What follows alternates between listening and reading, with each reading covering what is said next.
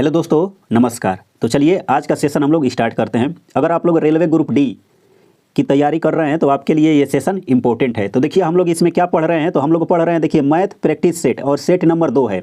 इसके पहले मैं सेट 1 करवा दिया हूँ। अगर आप लोग नहीं देखे हैं तो चैनल पर वीडियो पड़ी है, आप लोग वहाँ से जाके देख सकते हैं। तो सबसे पहले देखिए इस सेट में आपको फ़ायदा क्या होने वाला है।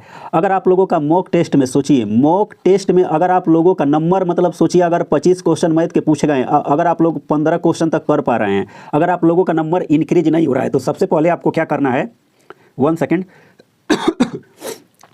सबसे पहले आप लोगों को इस क्वेश्चन को अच्छे से देखना है और अच्छे से क्या करना है, या तो आप लोग स्क्रीनशॉट कर सकते हैं या तो इसका आप लोग क्या बना सकते हैं, नोट्स बना सकते हैं। समझिए अगर आप लोगों को इस क्वेश्चन का नोट्स बनाते हैं तो मैं वादा करता हूं कि आप लोगों का नंबर डेफिनेटली इंक्रीज हो जाएगा। तो सबसे पहले आप लोग अच्छे से सेशन को देखिए, फिर समझिए। उसके बाद से अगर इस टाइप का क्वेश्चन एग्जाम में दोबारा आए तो आप लोग कैसे इसको सॉल्व करेंगे, हम लोग ये अप्रोच भी सीखने वाले हैं। और एक और मैं बात बता दूँ, जितना भी मैं क्वेश्चन लिया हूँ सारे क्वेश्चन रेलवे के एग्जाम में पूछे गए हों, चाहे NTPC का एग्जाम हुआ है या NTPC का एग्जाम हुआ है या देखिए ALP का एग्जाम हुआ है। समझिए जितने भी रेलवे के एग्जाम हुए हैं, मैं सारे क्वेश्चनों का अच्छे क्वेश्चनों का कलेक्शन मैं करवा रहा हूं।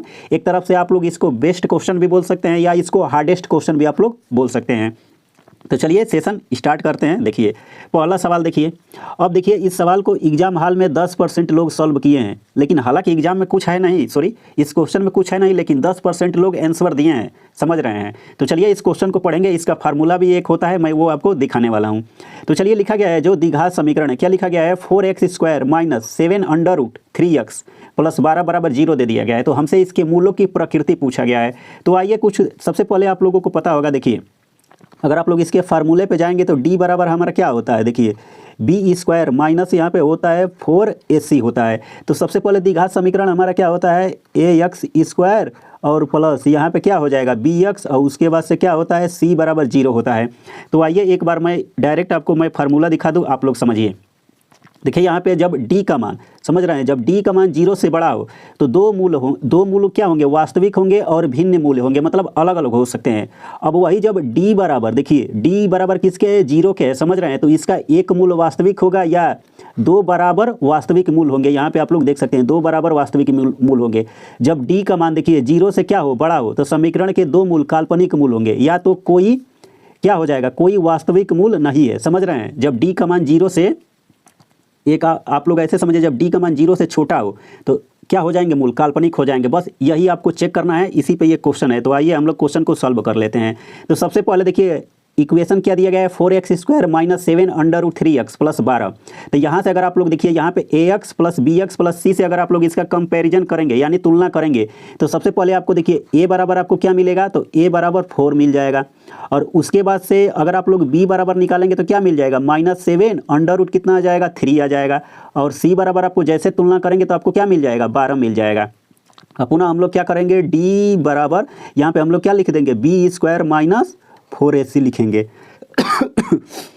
सॉरी, तो जैसे देखिए B का मान क्या रखेंगे, -7√3, इसका स्क्वायर करेंगे 7 का स्क्वायर करेंगे 49, √3 का स्क्वायर करेंगे 3, यानी 49 में अगर आप लोग 3 से गुणा करेंगे तो आपको कितना मिल जाएगा, तो यहाँ से मिल जाएगा आपको 147 मिल जाएगा। उसके बाद से माइनस क्या करना है, देखिए यहाँ पे 4 और A का मान कितना आ जाएगा 4, और C का मान कितना दे दिया गया है, 12 दिया गया है।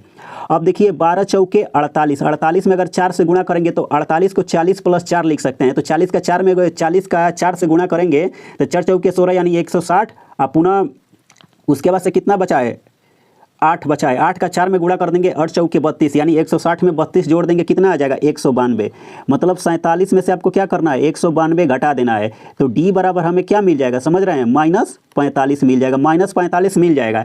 तो इस सवाल का राइट आंसर क्या हो जाएगा, आप लोग देखिए D का मान क्या है, 0 से मतलब छोटा है, समझ रहे हैं। तो इसका क्या हो जाएगा, 2 मूल काल्पनिक होंगे या तो कोई वास्तविक मूल नहीं होगा। मतलब ये वाला आंसर आप लोग इसको लगा सकते थे। उम्मीद करता हूं कि आप लोगों को अच्छे से समझ में आ गया होगा और कंसेप्ट भी क्लियर हो गया होगा, क्योंकि ये क्लास इसीलिए बनाई गई है कि आप लोग इस क्वेश्चन को देखिए और अपना कंसेप्ट क्लियर कर लीजिए और ये क्वेश्चन समझ जाइए। इसको भी आप लोग देखिए, ये भी क्वेश्चन एग्जाम हॉल में 10% लोग आंसर दिए हैं, हालांकि इसमें कुछ है भी नहीं। आप लोग अच्छे से समझिएगा, मैं आपको इसका स्मार्ट अप्रोच बताऊँगा। सॉरी, देखिए क्या लिखा गया है, एक व्यक्ति एक अलमारी को एक निश्चित मूल्य यश पर बेचता है, उसे विक्रय मूल्य पर 20% का लाभ प्राप्त होता है। यदि वह जिस मूल्य पर कीमत पर अलमारी खरीदता है 10% बढ़ जाती है और उसे बेचता है, 10% बढ़ जाती है तो उसे बेचता है, तो यश को 4% अधिक कीमत है, तो यश से 4% अधिक कीमत है, तो उसका लाभ आपको प्रतिशत ज्ञात करना है। तो सबसे पहले यहाँ पे दिया गया है, देखिए विक्रय मूल्य पर 20% लाभ प्राप्त करता है, तो ये सवाल आपको अच्छे से पढ़ना चाहिए। सबसे पहले आप लोग देखिए 20% को क्या लिख सकते हैं, 20% को हम लोग लिख सकते हैं 1/5, यानी विक्रय मूल्य पर लाभ हो रहा है, तो सोचिए ये 5 रुपये हमारा क्या हो जाएगा, एसपी हो जाएगा, और ये एक जो ऊपर है ये क्या हो जाएगा, प्रॉफिट हो जाएगा। अब देखिए 5 रुपये एसपी है, एसपी मतलब विक्रय मूल्य है, 1 रुपये हमारा क्या है, प्रॉफिट है, तो यहाँ पे सीपी आपका कितना आ जाएगा, डायरेक्ट यहाँ से सीपी आपको 4 मिल जाएगा। क्यों? क्योंकि देखिए अगर 4 रुपये आपके पास है और 5 रुपये अगर किसी को दे रहे हैं तो 1 रुपये का प्रॉफिट हो रहा है। आप लोग ऐसे समझ लीजिए कि मान लीजिए आपके पास 4 रोटी है और 1 रोटी उसमें ऐड कर देंगे तो ये 5 हो जाएगा, और 1 रुपये 1 रोटी एक्स्ट्रा हो रही है, तो यही आप लोग ऐसे इसको समझ सकते हैं। अब डायरेक्ट जो क्वेश्चन में बोला है हम लोग यहाँ पे लिख सकते हैं, देखिए क्या लिख सकते हैं, यहाँ पे सीपी और यहाँ पे हमारा क्या हो जाएगा, एसपी हो जाएगा। सीपी यहाँ पे कितना आ गया है 4 और एसपी हमारा कितना मिल गया है, 5 मिल गया है। अपने ओर से हम लोग यहाँ पे 0 ले लेते हैं और उसके बाद से इसका हम लोग रेशियो लेंगे, 1 0 बढ़ा देंगे। क्यों बढ़ा देंगे? क्योंकि परसेंटेज निकालना आसान हो जाए। देखिए बोला गया है यदि वह जिस कीमत पर अलमारी खरीदता है कीमत 10% बढ़ जाती है। मतलब आपको यहाँ से क्या करना है, देखिए ये जो 40 दिया है इसका आप लोगों को क्या करना है, 10% निकालना है। 40 का 10% निकाल देंगे 4, अब बढ़ रहा है तो 40 में 4 ऐड कर देंगे, कितना आ जाएगा, 44 आ जाएगा। यहाँ पर देखिए बोला गया है ये 4% का इसको भी बढ़ रहा है, तो अगर 50 का अगर आप लोग 4% निकालेंगे, या तो 4 का 50% निकाल लीजिए, 50% को 1/2 करते हैं तो 4 का 1/2 निकालेंगे, कितना आ जाएगा, 2, और 2 रुपये बढ़ रहा है तो ये 50 का सामान आपको कितने में चला जाएगा, 52 में चला जाएगा। आप लोग ऐसे समझिए, जैसे अगर आप लोग 2 से डिवाइड कर देंगे तो यहाँ पे कितना आ जाएगा, 22, और 2 से यहाँ पे डिवाइड कर देंगे कितना आ जाएगा, यहाँ पे 26 आ जाएगा, 26 आ जाएगा ना।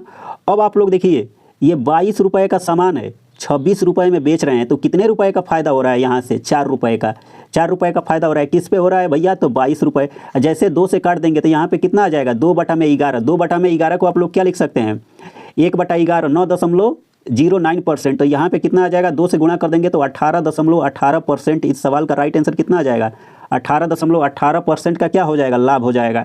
उम्मीद करता हूँ कि ये भी क्वेश्चन आप लोगों को अच्छे से समझ में आ गया होगा, क्योंकि देखिए हर मैं लाइन एक्सप्लेन किया हूँ। सॉरी, आइए नेक्स्ट क्वेश्चन देखते हैं। अब देखिए ये क्वेश्चन भी सोचिए 10% लोग सॉल्व किए हैं एग्जाम हॉल में, समझिए। अब देखिए यहाँ पे क्या करना है, सबसे पहले ये क्वेश्चन देखिए सीजीएल में भी पूछा गया था, उसके बाद से ग्रुप डी में भी पूछा गया है, तो ये क्वेश्चन आप लोग समझ सकते हैं, इंपॉर्टेंट है। मैं वही क्वेश्चन करवाऊंगा जो आप लोग एग्जाम हॉल में नहीं सॉल्व कर पाएंगे, तो आप लोगों को ये सेशन अच्छे से देखना है। देखिए क्या लिखा गया है, ए के पास कुछ राशि है, बी के पास भी कुछ राशि है। यदि ए जो है बी को 130 रुपये दे देता है तो बी के पास ए के पास से 1.5 गुना राशि बचेगी। इसके बजाय यदि बी ए को 70 रुपये देता है तो ए के पास बी के शेष राशि का 2 गुना राशि बचेगी। तो कुल कितनी राशि है, समझ रहे हैं, कुल कितनी राशि है।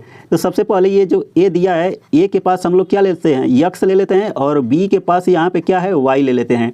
अब मान लीजिए सबसे पहले मान लीजिए ये एक आदमी ए है और एक आदमी ये बी है। अगर ए जो है 1 रुपये बी को देगा तो यहाँ से 1 रुपये यहाँ से घट जाएगा, और बी को अगर मिल रहा है तो ये क्या हो जाएगा, प्लस हो जाएगा। बस यहाँ पे यही कंसेप्ट आपको क्या करना है, लगाना है।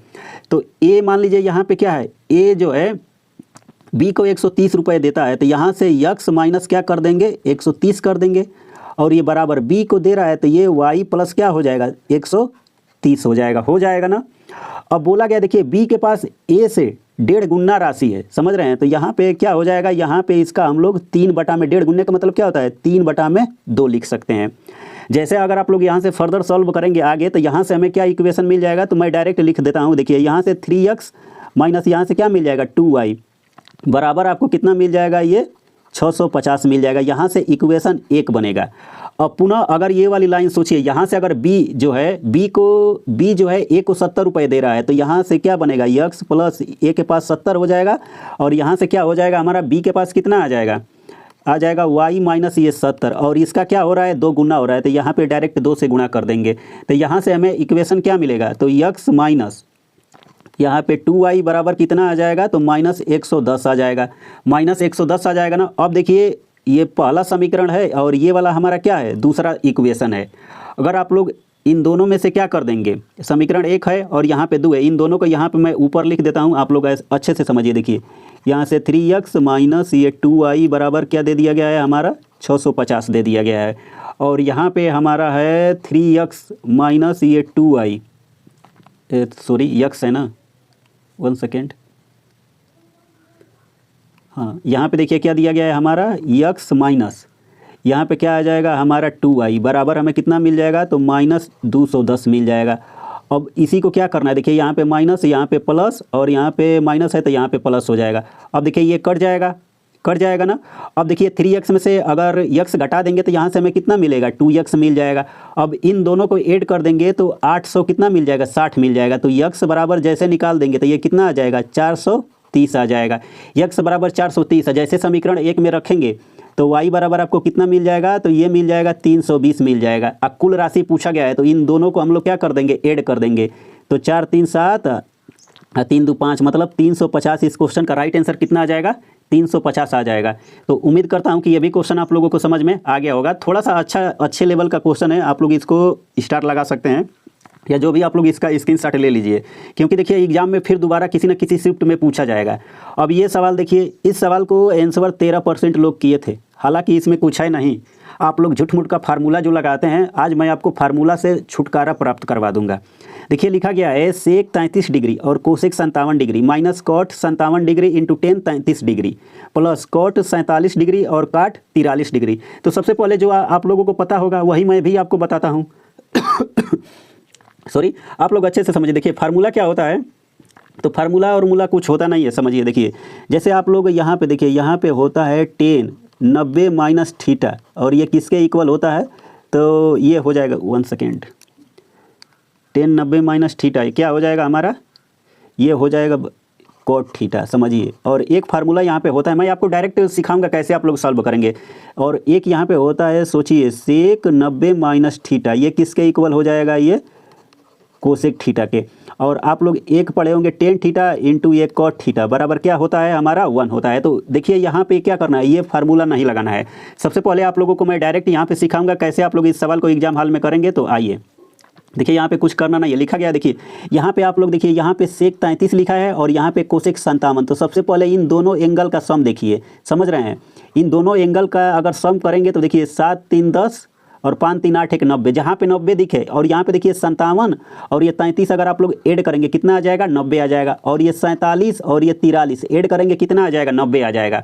जहाँ पे 90 दिखे तो अपने मन से आप लोग वैल्यू पुट कर सकते हैं। देखिए यहाँ पे सेक लिखा गया है तो हम लोग 45 पुट करेंगे, क्योंकि देखिए सेक 45 का मान अंडर रूट में क्या होता है, 2 होता है, गुणे कोसेक 45 का मान अंडर रूट में 2 होता है। उसके बाद से माइनस, देखिए माइनस कॉट 45 अगर लेंगे तो यहाँ पे कितना आ जाएगा 1, और टेन 45 का मान 1, और प्लस यहाँ पे कितना आ जाएगा, देखिए यहाँ पे आ जाएगा, देखिए कॉट 45 का मान 1 और कॉट 45 का मान 1। अंडर रूट 2 का अंडर रूट में 2 से गुणा कर देंगे, 2 माइनस 1 प्लस 1। अब देखिए माइनस 1 ये प्लस 1 कट जाएगा, आंसर कितना आ जाएगा, 2 आ जाएगा। अब बताइए अगर एग्जाम हॉल में ये इस टाइप का क्वेश्चन अगर आप लोगों को दोबारा मिले तो आपको क्या करना है, तुरंत ये मत सोचिए कि ये फार्मूला हम लोग यूज करेंगे।